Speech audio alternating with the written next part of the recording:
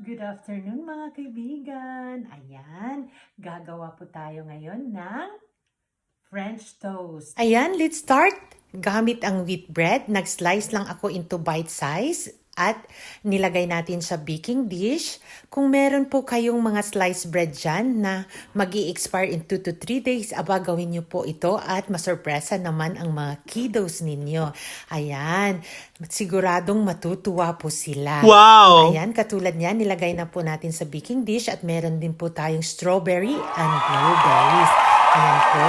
At meron po tayong 5 eggs. Nilagyan po natin ng vanilla, 2 cups of milk, and naglagay na din po tayo ng 1 cup brown sugar.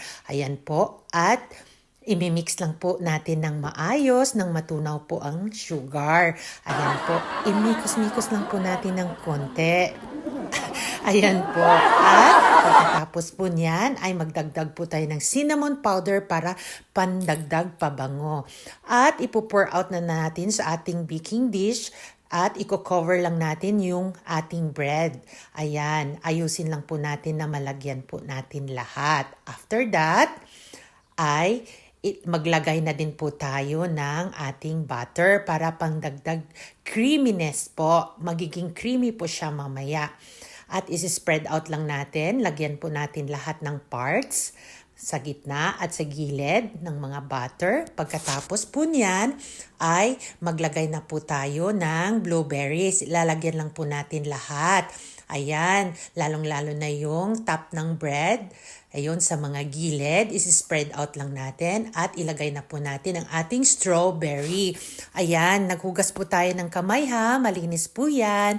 Ayan, katulad ng blueberries, isi-spread lang natin at i-bake po natin ito in 180 degrees centigrade for 20 to 25 minutes. Ayan po. At ito na po. Luto na po siya. Ayan, nakita nyo naman may mga brownish na siya sa taas. At sprinkle lang natin siya ng powdered sugar para pandagdag tamis at pampaganda na din. Ayan po.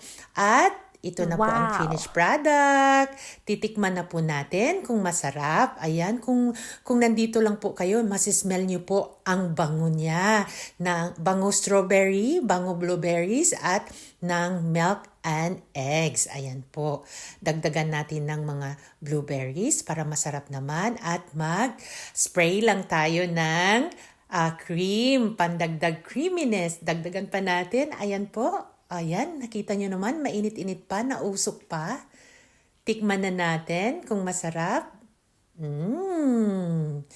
Ayan po. Mainit. Ayan. Buonissimo. Bye-bye po.